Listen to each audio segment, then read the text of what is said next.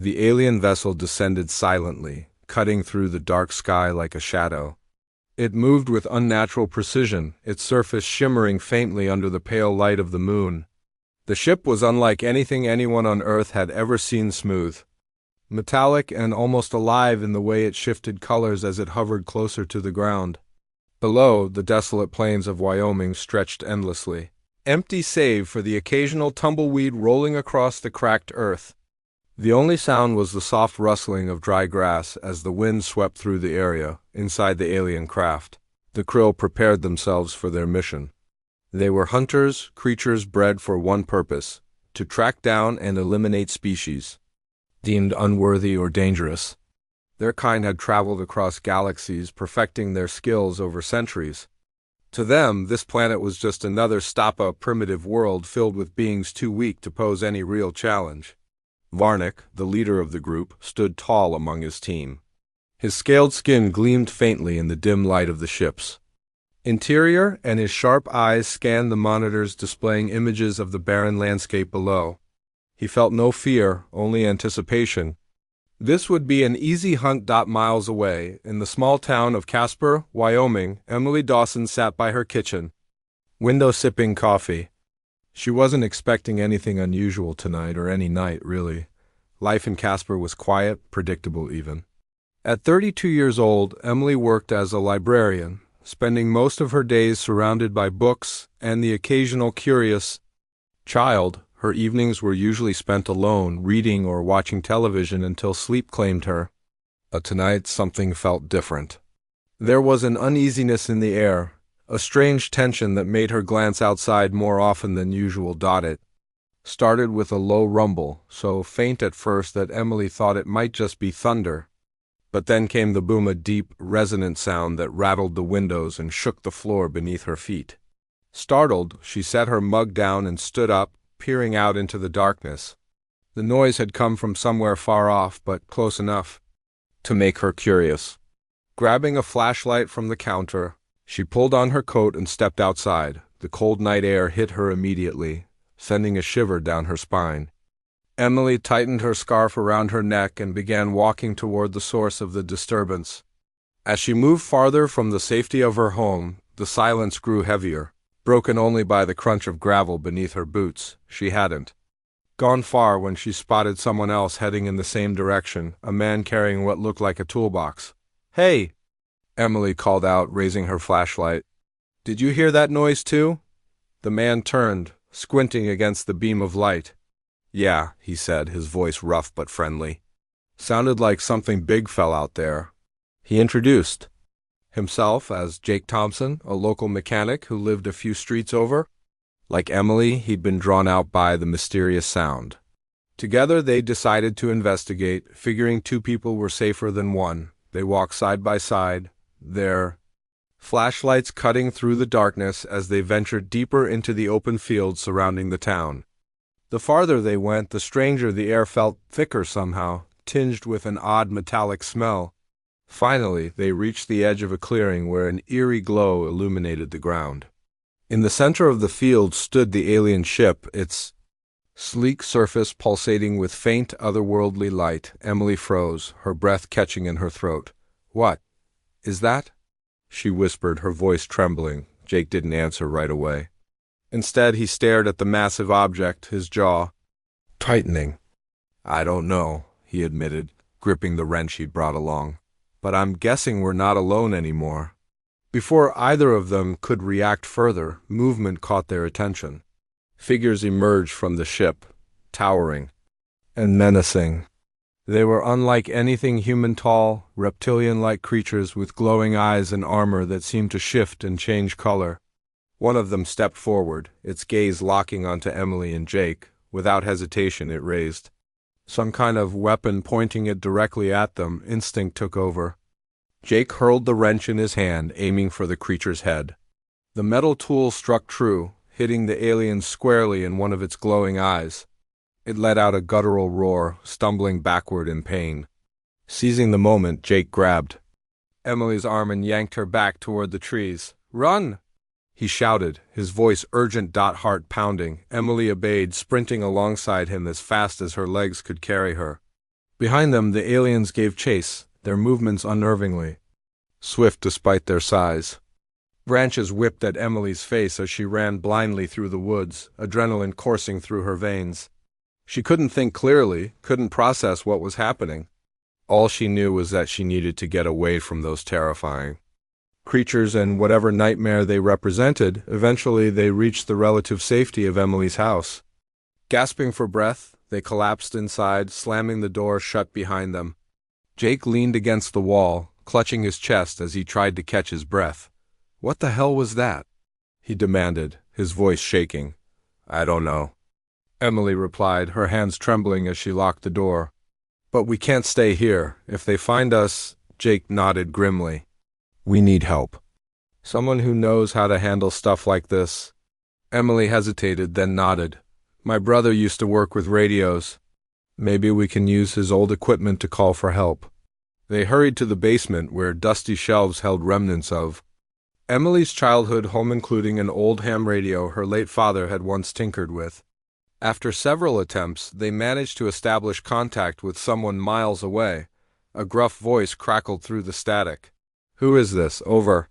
"This is Emily Dawson," she said quickly, trying to keep her voice steady. "We're in Casper, Wyoming. There are things here, aliens. We need help." "Over." There was a long pause before the voice responded. "Aliens? You sure about that?" "Yes," Jake interjected, leaning closer to the microphone. "Big ones, scaly, armed. They attacked us. Please, we need backup. Over." Another pause, then. "This is Daniel Carter. I'll be there as soon as I can. Stay safe. Out." Emily slumped against the wall, relief washing over her. Whoever Daniel Carter was, he sounded like their best chance at survival. For now, all they could do was wait and hope that help arrived before the aliens found them again. As the hours ticked by, Emily and Jake fortified the house as best they could, moving furniture to block doors and windows. Outside, the eerie glow of the alien ship remained visible in the distance, a constant reminder of the danger lurking nearby. Neither of them slept. Every creak of the house sent their hearts racing, every shadow made them jump. Yet amidst the fear, a spark of determination began to grow.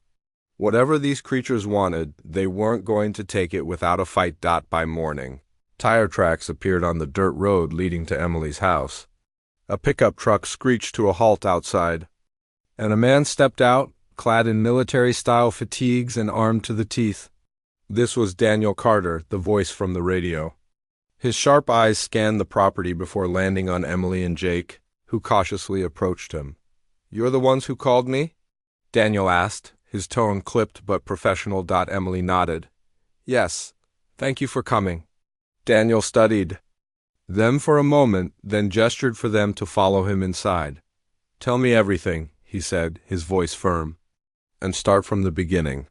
Over the next hour, Emily and Jake recounted their encounter with the aliens, their appearance, their weapons, and their seemingly relentless pursuit. Daniel listened intently, asking questions whenever necessary. When they finished, he exhaled sharply, running a hand through his short-cropped hair. "This isn't good," he muttered. "If these things are hunters, they won't stop until they've got what they came for. What do we do?" Emily asked, her voice barely above a whisper. Daniel met her gaze, his expression hardening. "We fight back. We may not have their technology, but we've got something they don't: home field advantage. And if there's one thing I've learned, it's that humans don't go down without a fight." For the first time since the aliens arrived, Emily felt a flicker of hope. Maybe, just maybe, humanity stood a chance after all. Daniel Carter wasted no time.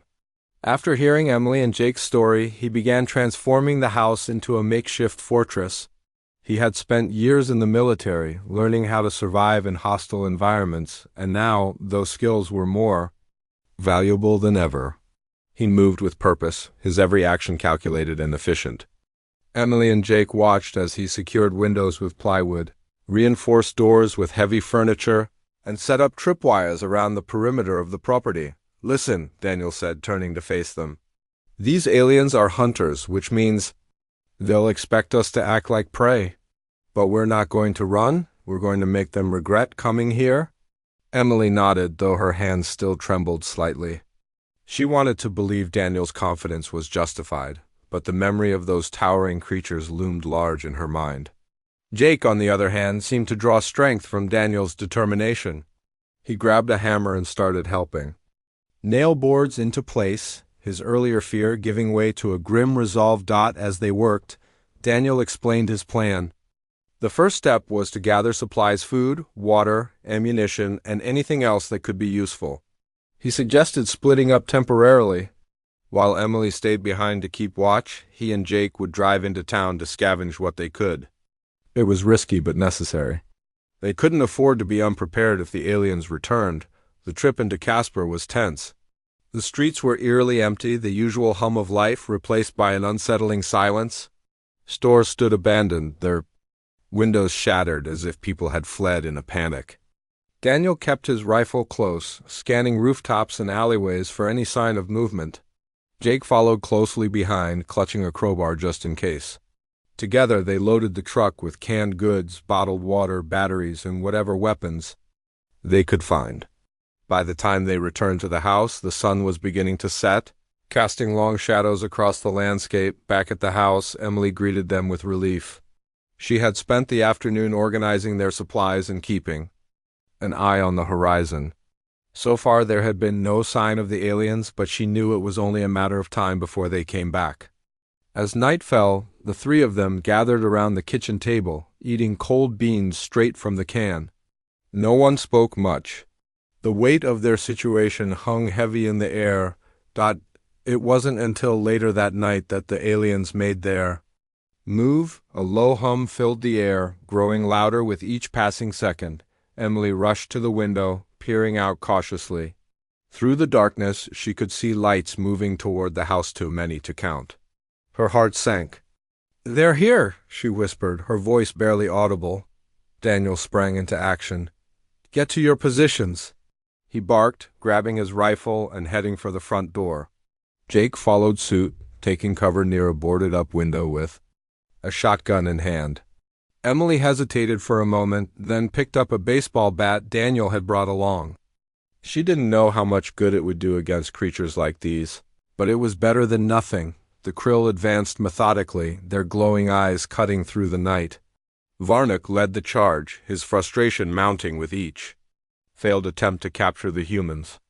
These primitive beings should have been easy prey, yet they continued to evade him.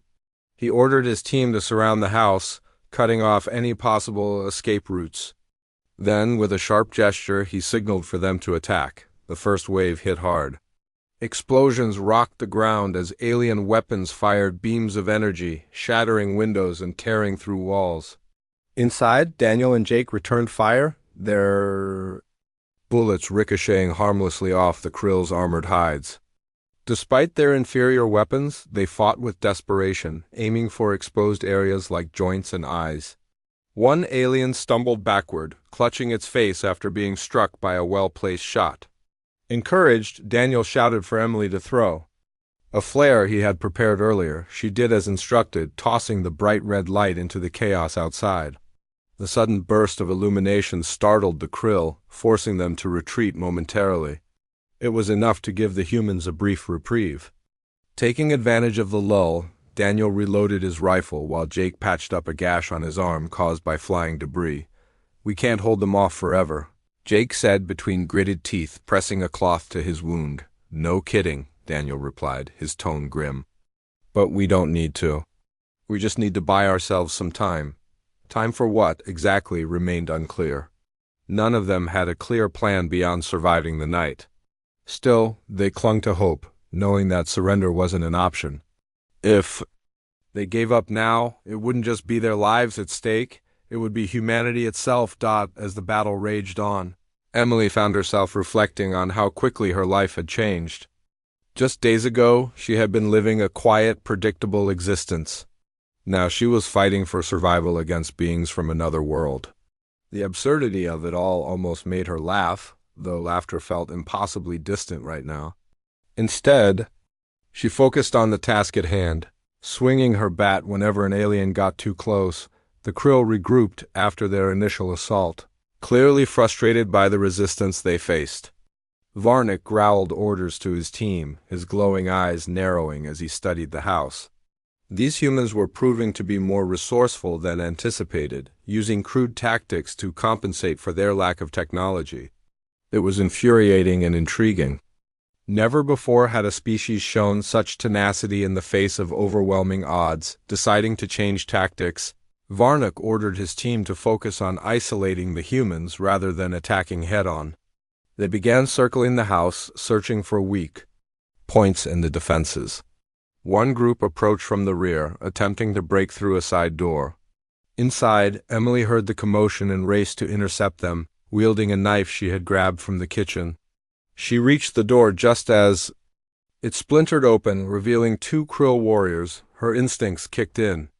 With a scream, she lunged forward, slashing wildly with the knife.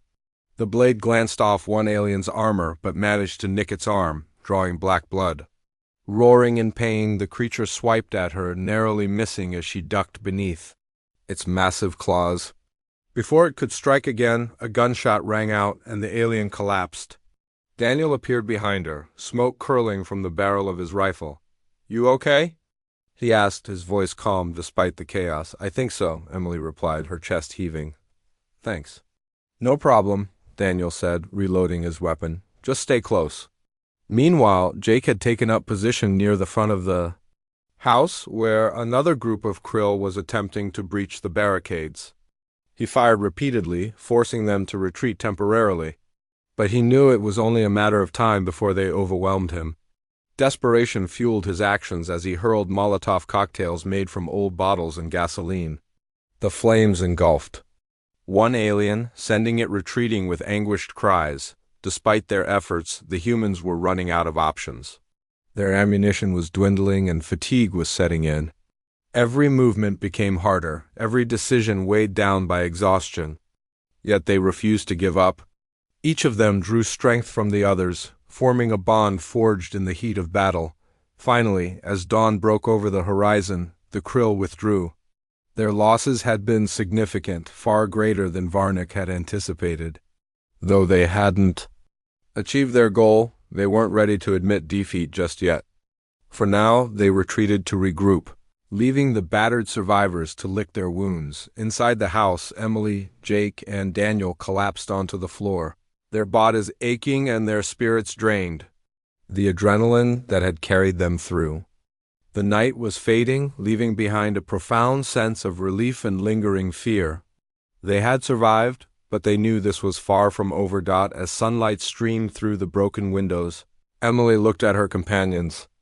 There was something remarkable about the way they had come together, strangers united by a common cause. Maybe she thought that was humanity's greatest strength, not superior technology or physical prowess, but the ability to adapt, to persevere, and to fight for one another. For the first time since the invasion began, Emily allowed herself to feel a flicker of optimism. Whatever challenges lay ahead, she believed they could face them as long as they stood together. The morning light revealed the full extent of the damage. The house was a wreck, windows shattered, walls scorched, and furniture reduced to splinters. Smoke lingered in the air, mixing with the smell of burnt metal and singed wood. Emily, Jake, and Daniel sat in silence, their bodies bruised and exhausted, but alive. They had survived the night, but none of them felt like celebrating. Outside, the alien ship still loomed in the distance, its eerie glow casting long shadows across the barren fields. Daniel was the first to break the quiet. "We can't stay here," he said, his voice firm despite the weariness etched on his face. "They'll be back, and next time they won't make the same mistakes." Emily nodded, though her hands trembled as she held a cup of lukewarm coffee. "Where do we go?" she asked softly. "It's not like we can just leave everything behind." "We don't have a choice," Jake interjected. His voice carried a mix of frustration and determination. "If we stick around, we're dead. We need to find somewhere safer, a place where we can regroup and figure out our next move." Daniel agreed. "We'll head into the mountains. There's an old cabin about 20 miles from here that my uncle used to own. It's isolated, hard to reach, and has enough supplies to last us a while. If we're lucky, we might even find some hunting gear. Emily hesitated. The thought of leaving her home behind was overwhelming, but she knew they were right. Staying put wasn't an option. She glanced at the makeshift barricades they had built, now broken and useless. "All right," she said finally. "Let's pack what we can and get moving." They worked quickly, gathering food, water, weapons, and anything else they thought might be useful. Emily stuffed a backpack with clothes, a first aid kit, and a few personal items, a photograph of her parents, a small journal, and a necklace her mother had given her. Jake loaded up on tools and ammunition, while Daniel double-checked their weapons and made sure they had enough fuel for the truck. By midday, they were ready to leave. The journey to the mountains was tense. Every sound, the rustle of leaves, the distant call of a bird made them jump. They drove cautiously, keeping an eye out for any sign of the krill. So far, the road was clear, but none of them trusted their luck to hold. As they climbed higher into the hills, the landscape changed. Dense forests replaced open plains and the air grew cooler. The cabin came into view just as the sun began to dip below the horizon, a small, weathered structure nestled among towering pines. It looked abandoned, its windows dark and its roof sagging slightly under years of neglect. But it was shelter, and that was all that mattered. Inside, the cabin was musty but intact. Dust covered the furniture, and cobwebs hung from the corners of the ceiling. A fireplace stood against one wall, surrounded by stacks of firewood. A small kitchen area held a few pots and pans, and a narrow staircase led to a loft above. It wasn't luxurious, but it would do. Daniel immediately set to work fortifying the place. He nailed boards over the windows and reinforced the door with heavy planks of wood. Jake inspected the fireplace, making sure it was safe to use, while Emily organized their supplies. By the time night fell, the cabin felt marginally more secure. Despite their efforts, sleep didn't come easily. The events of the past day weighed heavily on their minds. Emily lay awake, staring at the wooden beams above her. She thought about her life before all this, the quiet routine of her days, the comfort of familiarity. Now everything felt uncertain, fragile. She wondered if things would ever go back to normal or if they even could. Jake tossed and turned on the floor below, unable to shake the memory of the alien's glowing eyes. He had always considered himself a practical man, someone who dealt with problems head-on. But this was different. These creatures weren't human. They didn't think or act like people did. Fighting them felt like trying to outsmart a force of nature. Upstairs, Daniel paced restlessly. He had seen combat before, but nothing like this. The krill were relentless, almost mechanical in their approach. Yet there was something else about them, something unsettlingly familiar. Their tactics reminded him of predators stalking prey, methodical and patient. He realized that, in a way, humans shared those traits. Humans were hunters too, driven by instincts older than civilization itself. That thought gave him pause. Maybe that was why their krill underestimated them. Maybe that was why they kept coming back. The next morning brought a new challenge. As they stepped outside to gather firewood, they noticed tracks in the dirt, large, clawed prints leading away from the cabin. The krill had been here, scouting the area. Daniel cursed under his breath. "They're tracking us," he said grimly. "They know where we are. What do we do?" Emily asked, her voice tight with fear. "We stay ahead of them," Daniel replied. "We keep moving, keep adapting. That's how we survive." Over the next few days, they settled into a routine. During the day, they fortified the cabin and scouted the surrounding area for resources.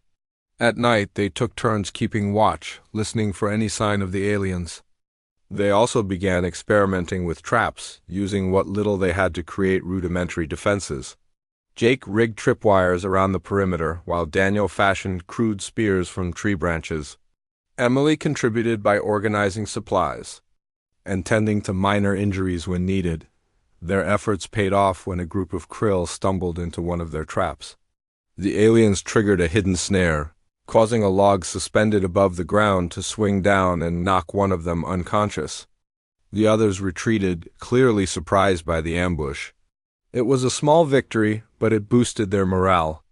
For the first time since the invasion began, they felt like they were fighting back, not just surviving. As the days turned into weeks, word of the alien attack spread beyond Wyoming. Reports of strange sightings and violent encounters reached neighboring towns, sparking panic across the region.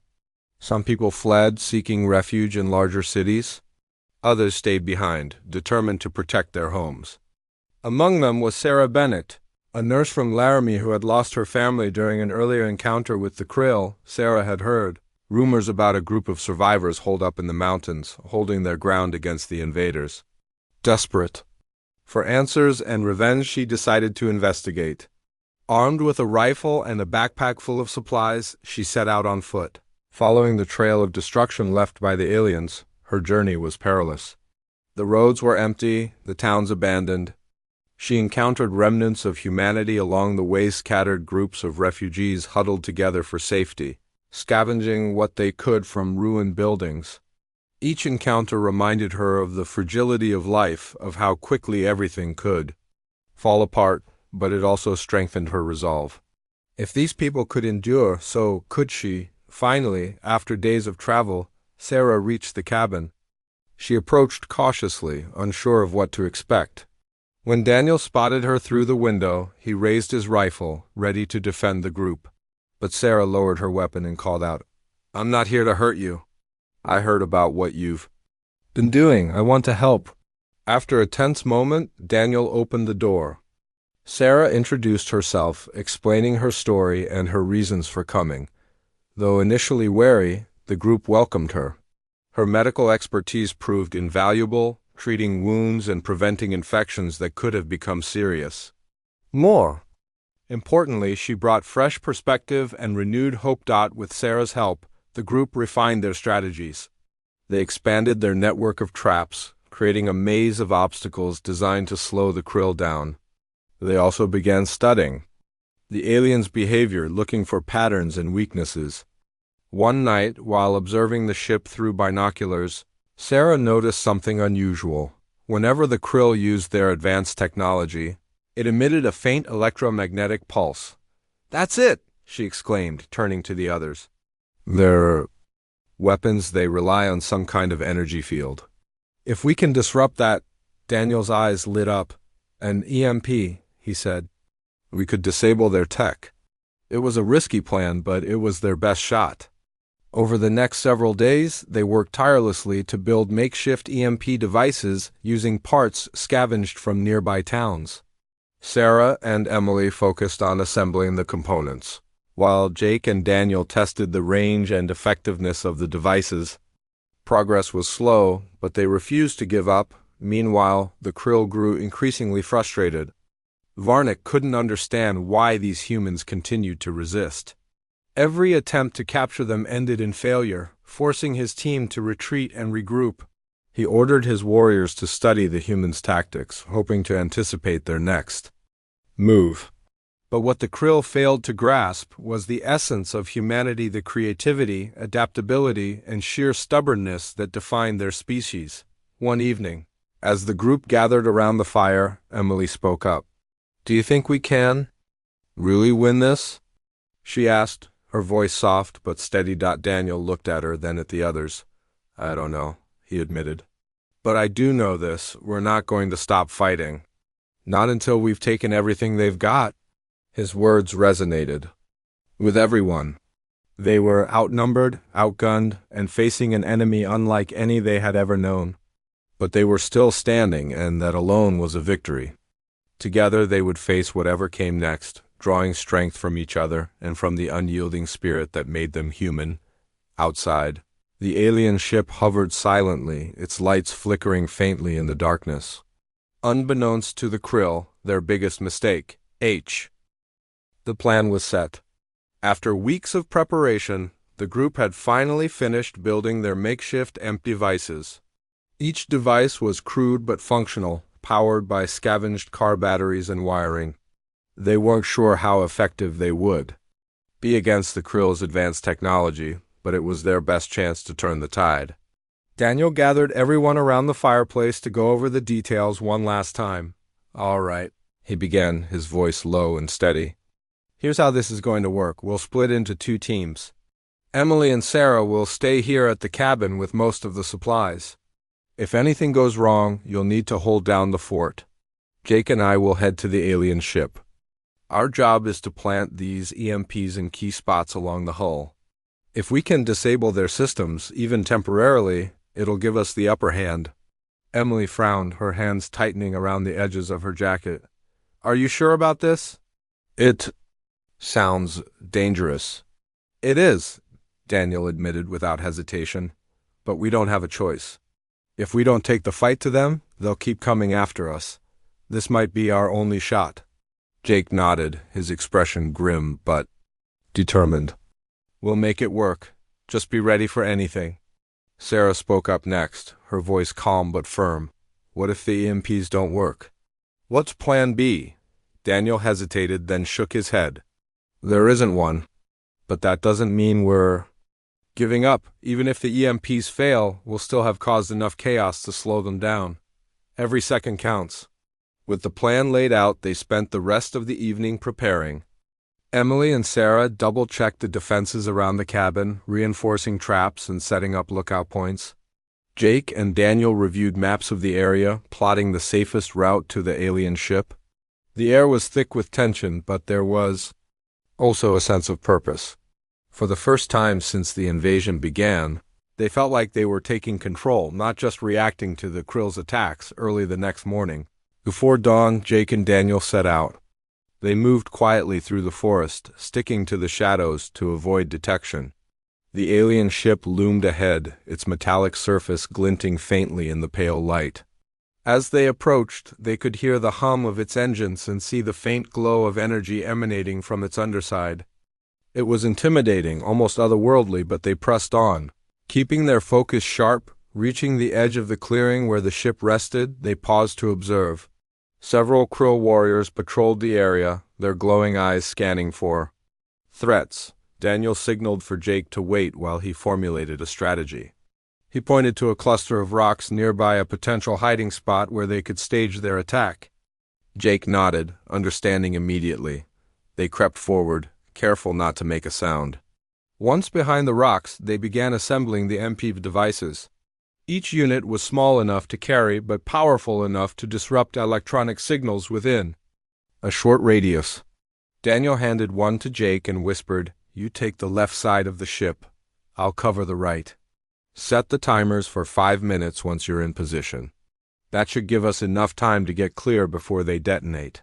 Jake swallowed hard but nodded again. Got it. They split up, moving swiftly but cautiously toward their respective targets. The ground was uneven, littered with debris from earlier skirmishes, and every step felt like it might give them away. But luck seemed to be on their side for now. The Krill were focused on guarding the perimeter, their attention directed outward rather than inward. Jake reached his position first. Crouching low, he attached the EMP device to the hull of the ship, making sure it was secure. His hands trembled slightly as he set the timer, but he forced himself to stay calm. Once the device was armed, he slipped back into the shadows, retracing his steps to meet up with Daniel on the other side of the ship. Daniel worked quickly, attaching his own empty device. He glanced over his shoulder, checking for any signs of movement. So far, so good. Just as he finished setting the timer, however, a Krill warrior appeared, rounding the corner of the ship. Daniel froze, his heart pounding. The alien hadn't seen him yet, but it wouldn't take long. Thinking fast, Daniel grabbed a loose rock and hurled it in the opposite direction. The sound drew the Krill's attention, giving Daniel just enough time to duck behind a nearby tree. The alien hesitated, scanning the area suspiciously, then moved toward the noise. Daniel exhaled sharply, relieved but knowing he couldn't afford to waste another second. Rejoining Jake near the rocks, Daniel gave a thumbs-up signal. Together they retreated into the forest, putting as much distance between themselves and the ship as possible. When they were far enough away, they stopped to watch and wait. Exactly 5 minutes later, the EMPs detonated.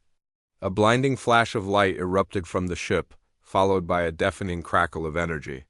The hum of the engines sputtered and died, plunging the area into silence. The krill stumbled, disoriented, as their weapons and armor malfunctioned. Their glowing eyes dimmed, leaving them vulnerable in ways they hadn't anticipated. Back at the cabin, Emily and Sarah watched the explosion from a safe distance. At first, they weren't sure what had happened, but when the alien ship went dark, they knew the mission had succeeded, at least partially. Emily let out a shaky breath, clutching the rifle Daniel had left her. "Do you think they made it?" she asked, her voice barely above a whisper. Sarah placed a reassuring hand on her shoulder. "They're tough. If anyone can pull this off, it's them." Meanwhile, Jake and Daniel regrouped near the edge of the forest. Both were breathing heavily, adrenaline coursing through their veins. "That was too close," Jake muttered, wiping sweat from his brow. "Tell me about it," Daniel replied, a hint of a grin breaking through his serious demeanor. "But it worked. Now we hit them while they're weak. They didn't waste time celebrating. Instead, they doubled back toward the ship, using the confusion to launch a surprise attack. Armed with rifles and improvised explosives, they targeted the exposed krill, aiming for their joints and heads. The aliens fought back fiercely, but without their technology, they were no match for the humans' determination. Inside the ship, Varnick roared in frustration. He had underestimated these primitive beings, and now his pride and his mission was crumbling around him. Ordering his remaining warriors to retreat, he activated the emergency power systems, hoping to regain some semblance of control. But the damage was done. The humans had proven themselves to be more resourceful, more resilient than he had ever imagined. By the time Emily and Sarah arrived with reinforcements from the cabin, the battle was nearly over. Bodies of fallen krill littered the ground, their once imposing forms reduced to lifeless husks. Jake and Daniel stood amidst the chaos, battered but triumphant. Seeing them alive brought tears to Emily's eyes, though she blinked them away quickly. "You did it," she said, her voice trembling with emotion. "We all did." Daniel corrected, glancing at each member of the group. "This wasn't just me or Jake, it was all of us working together." As the sun rose over the horizon, casting golden light across the battlefield, the survivors took stock of their victory. The alien ship remained grounded, its systems crippled beyond repair. The krill who had survived were retreating, dragging their wounded comrades back inside. Varnick stood at the entrance, his glowing eyes locked onto Daniel. There was anger in his gaze, but also something else. "Respect. You have won this battle," Varnick growled, his voice deep and guttural. "But do not mistake this for an end. My kind will return. And next time, we will not underestimate you." With that, the massive doors of the ship slid shut, and moments later, it lifted off the ground, disappearing into the sky. The humans watched in silence, unsure whether to feel relief or dread. The immediate threat was gone, but the war was. Far from over, back at the cabin, the group tended to their wounds and celebrated their hard-fought victory. Though exhausted, they allowed themselves a moment of hope. They had faced an enemy unlike any other and emerged victorious, not because they had superior weapons or technology, but because they had adapted, persevered, and fought for each other. As night fell, Emily sat by the fire, staring into the flames. She thought about everything they had endured, the fear, the loss, the sacrifices, yet despite it all, they had survived. Maybe that was humanity's greatest strength, not just the ability to fight, but the willingness to stand together in the face of impossible odds. Jake joined her a few minutes later, handing her a cup of coffee. "You okay?" he asked gently. "I think so," Emily replied, managing a small smile. "It's strange, isn't it? A few weeks ago, I was just living my normal life. Now you're part of something bigger," Jake finished for her. "Something worth fighting for?" She nodded, feeling a renewed sense of purpose. Whatever challenges lay ahead, she knew they could face them as long as they stayed united. And perhaps she thought that was why the krill had made such a big mistake. Because no matter how advanced or ruthless their enemies might be, humans always found a way to rise above. Outside, the stars twinkled brightly in the vast Wyoming sky, a reminder of how small they were in the grand scheme of things and how extraordinary their resilience truly was. The days that followed the battle were a blur of activity. The group worked tirelessly to clean up the aftermath, both physically and emotionally. The alien ship was gone, but its presence lingered in the scars it had left behind: burnt earth, shattered trees, and the haunting memories of the fight. Emily, Jake, Daniel, and Sarah spent hours gathering supplies, fortifying their defenses, and caring for their injuries. Though they had won a significant victory, none of them felt truly safe. The Krill had promised to return, and everyone knew it was only a matter of time before they made good on that threat. Despite the looming danger, there was a sense of accomplishment among the survivors. They had faced an enemy far more advanced than themselves and emerged victorious not through brute force, but through ingenuity, teamwork, and sheer determination. For the first time since the invasion began, they allowed themselves to believe that humanity might actually stand a chance against these alien hunters. Word of their success spread quickly. Refugees from nearby towns who had been hiding in fear began to trickle into the mountains. At first, it was just a few families seeking shelter, but soon the numbers grew. People brought stories of devastation, their homes destroyed, loved ones lost, entire communities wiped out by the Krill, yet alongside the sorrow came a spark of hope. If a small group of ordinary people could hold their ground against the aliens, then maybe others could too. Daniel took charge of organizing the newcomers. He divided them into teams based on their skills. Some helped with building defenses, while others scouted for food and supplies. Jake became the go-to person for repairs, using his mechanical expertise to fix broken tools and vehicles. Sarah continued her role as the group's medic, treating wounds and teaching basic first aid to those willing to learn.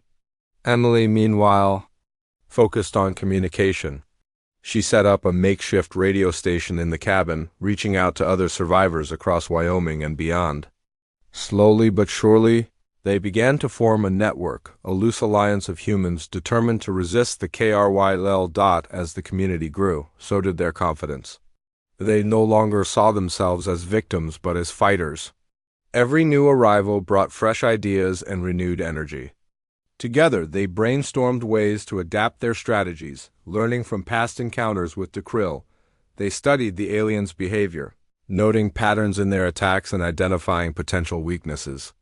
They even started experimenting with new weapons, combining scavenged materials with creative engineering to build tools designed specifically to counter the Krill's technology. One evening, as the group gathered around a large bonfire, Daniel addressed them. "We've come a long way," he said, his voice steady but filled with emotion. "When this all started, we were scared, scattered, and alone. But look at us now. We've built something here, something strong, and we're not done yet." His words resonated deeply with everyone. The fire crackled softly in the background as people nodded in agreement, their faces illuminated by the flickering flames. There was still fear, yes, but it no longer controlled them. Instead, it fueled their resolve. A few weeks later, the Krill returned. This time, however, they weren't alone. Their ship descended with reinforcements, a larger crew armed with upgraded weapons and armor. Varnick led them, his glowing eyes burning with renewed determination. He had underestimated humanity once. He would not make the same mistake twice. The attack was brutal and relentless. The Krill launched wave after wave of assaults, testing the humans' defenses and probing for weaknesses. But the survivors were ready.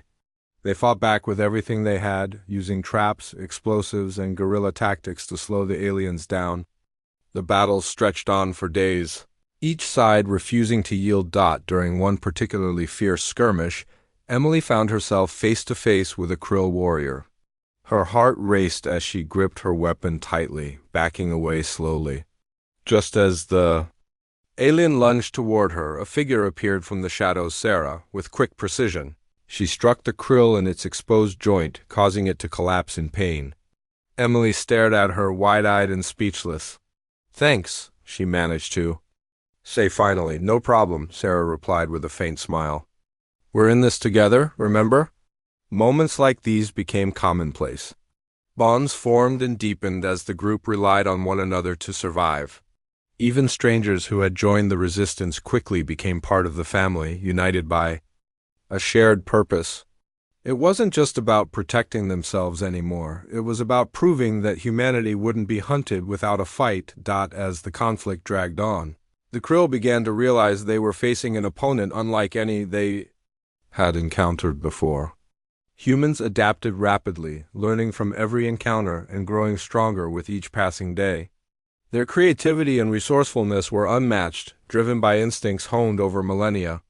Where other species might have surrendered or fled, humans stood their ground, refusing to give up even when the odds seemed insurmountable. Var and OK watched the unfolding chaos with growing frustration. He had always prided himself on his ability to anticipate his prey's movements, to predict their actions and exploit their weaknesses, but these humans defied logic. They didn't act out of instinct alone, they acted out of emotion. Love, fear, anger, hope, all of it fueled their resistance in ways that baffled him.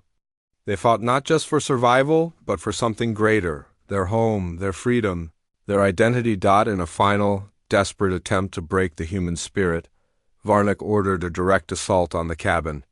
The survivors braced themselves, knowing this was likely their last stand. As the Krill closed in, Daniel stepped forward, rifle in hand. "This is our home," he shouted, his voice echoing across the battlefield. "You want it? You'll have to take it from us." The ensuing clash was chaotic and brutal. Bullets flew, explosions rocked the ground, and the air filled with smoke and screams. But amid the chaos, something remarkable happened. The humans fought not as individuals, but as a single unit, moving in sync, covering each other's backs, and pushing forward despite the overwhelming odds. For every setback, they adapted. For every loss, they rallied. And for every moment of doubt, they found strength in each other. Finally, it was Daniel who confronted Varnick. The two faced off in the center of the battlefield, surrounded by the wreckage of war. Varnick towered over him, his massive frame casting a shadow that loomed large. But Daniel stood tall, unflinching. In his eyes burned a fire that no amount of intimidation could extinguish. "You should have stayed away," Varnick growled, raising his weapon. "And you should have picked a different planet," Daniel shot back, leveling his rifle. The two exchanged blows, neither giving an inch. Though physically weaker, Daniel relied on his agility and quick thinking to dodge Varnick's attacks. He aimed for weak points in the alien's armor, striking repeatedly until Varnick stumbled, momentarily stunned. Seizing the opportunity, Daniel delivered a final, decisive blow, sending Varnick crashing to the ground. With their leader defeated, the remaining Krill faltered. One by one, they retreated, dragging their wounded comrades back to their ship. As the massive vessel lifted off the ground, Varnick's voice echoed across the battlefield, low and menacing. "This isn't over, my kind will return." But the humans weren't listening. They were too busy celebrating their hard-fought victory. Exhausted but triumphant, they cheered and embraced, tears streaming down their faces. For the first time in weeks, they allowed themselves to feel a sense of relief. They had faced the impossible and prevailed. In the days that followed, news of their triumph spread far and wide.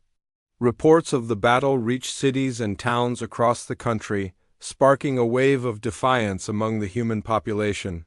What had started as a small group of survivors in Wyoming had grown into a symbol of hope, a testament to humanity's resilience and courage. People began organizing themselves, forming networks and alliances to prepare for future threats. The Krill had underestimated humanity once. They wouldn't make the same mistake again. Emily stood outside the cabin one evening, watching the sunset paint the sky in hues of orange and pink.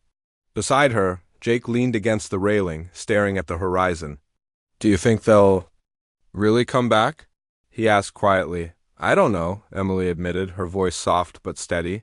"But if they do, we'll be ready."